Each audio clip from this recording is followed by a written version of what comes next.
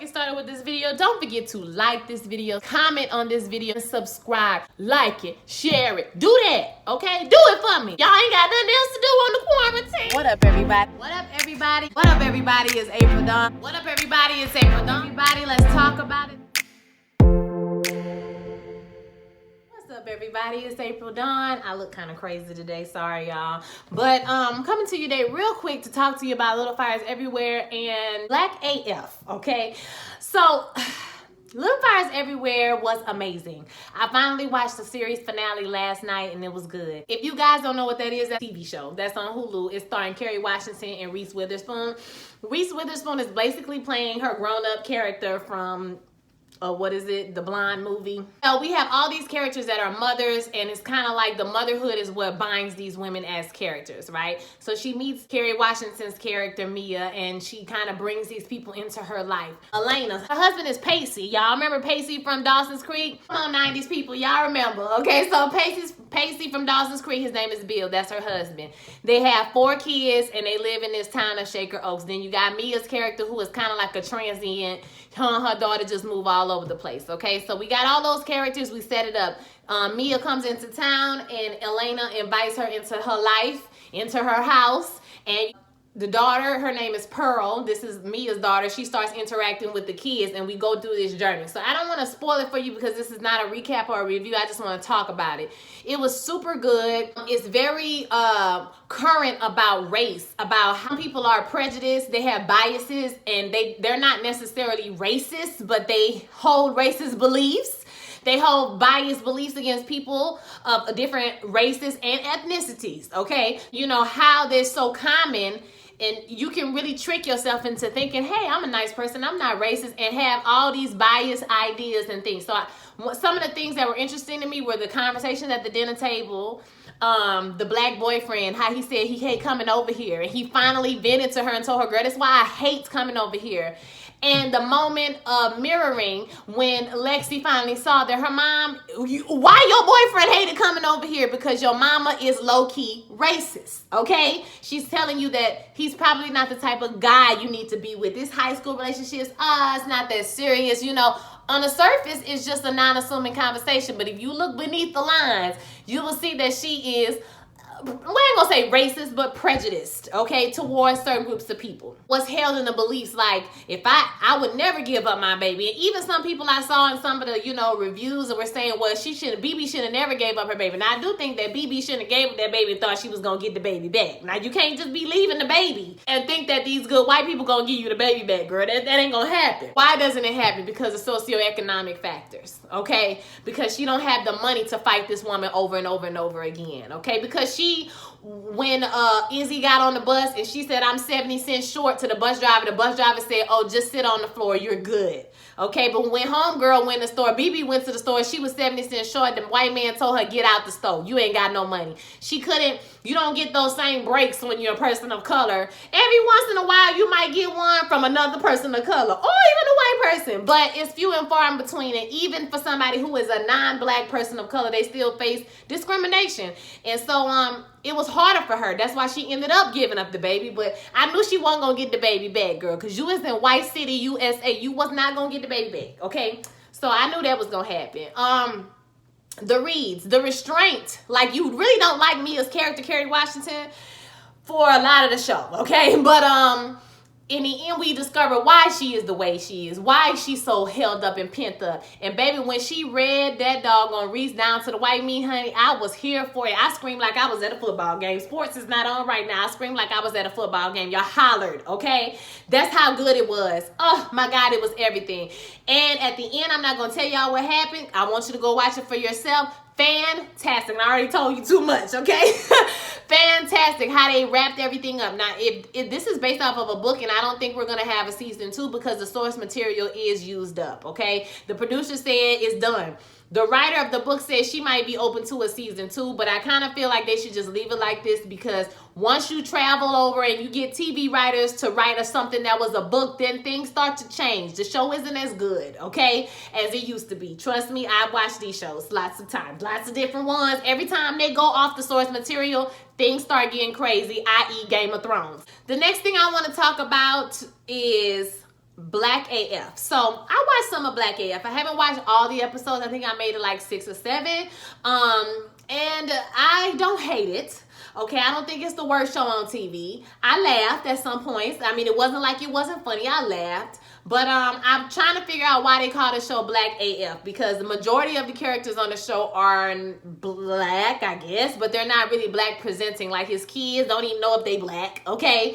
And then, you know, you got Rashida Jones, which is actually the best part of the show. One of the best parts of this show, I can add.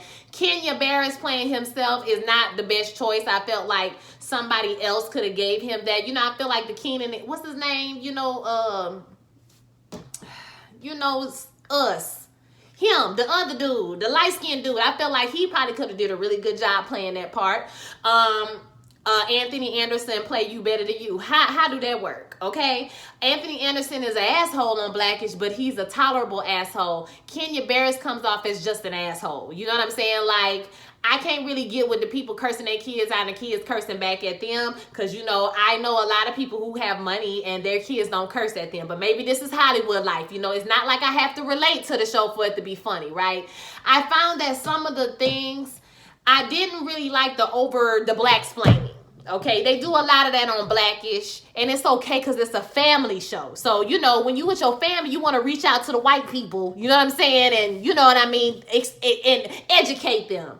But this is a show that's supposed to be edgy, and for the slavery lessons to be in there that are inaccurate, okay? Peacocking and Juneteenth as if nobody celebrates Juneteenth. Y'all, do not believe that. When you see the episode, we celebrate Juneteenth in Texas hard.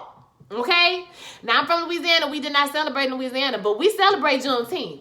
So don't let them tell you that lie that nobody celebrates Juneteenth. We celebrate Juneteenth. That's why I was watching like, this is not the truth. And a Google search could have told you that it wasn't the truth. That's why I'm kind of like, who is in the writer's room? Okay? Is it just him? Is it some other black people too? Because I don't know. What the writer's room look like? Like I said, it's just not my experience, so I couldn't connect with the cursing out of the kids and the get smart with your mom and daddy and they calling you dickheads and things of this nature. It was just out of my realm, okay? But it was funny. It's a dry humor. If you like Curb Your Enthusiasm, you will like this show, okay? It's a very dry humor show. You get to see Tyler Perry. You get to see Lena Waithe. You get to see all these black celebrity, you know, directors and producers come into the show, and they have this conversation that I'm having with you right now. They're having this conversation about criticizing black art. But that episode, that number 5 episode that everybody say is good, it's a good episode. Tyler Perry is on there. He cursing a lot, talking the same thing he always talk about, you know, how he don't care about what white people think, you know.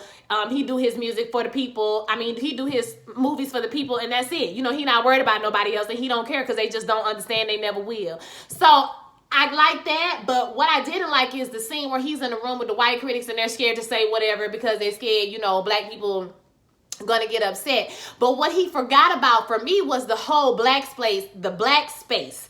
There are black critics, very good critics, who criticize black movies, okay, very intricately, which is what the episode is about. When you will see, can we criticize our art, or should we just all be happy we're successful no matter the intelligence level, no matter if Tyler Perry wigs look a mess? Should we just be happy he making movies and giving black people jobs? Or should we criticize the art?